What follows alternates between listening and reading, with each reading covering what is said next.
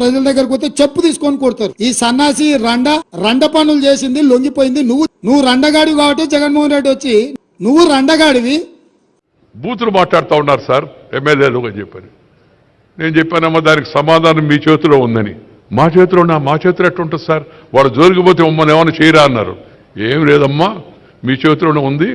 ఈ బూతులు మాట్లాడే వాళ్ళకి పోలింగ్ బూతులోనే సమాధానం చెప్పండి అని చెప్పాను. వాళ్ళకి ముందు అర్థం కాల. ఏందా బూతులు మాట్లాడేవాడికి బూతులో సమాధానం చెప్పండి అడిగినాని.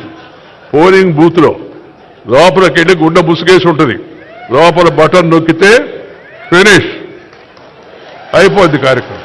ప్రజాస్వామ్యంలో ప్రజలు రుజువర్తన లేని వారిని, నీతి నిజాయితీ లేని వారిని, ఇతర విషయాలపై ఆధారపడి జనాన్ని రెచ్చగొట్టి గెలిచే వాళ్ళని తగిన గుణపాఠం వాళ్ళకి చెప్పాల్సిన అవసరం ఉంది. సమయం ఆసన్నమైంది.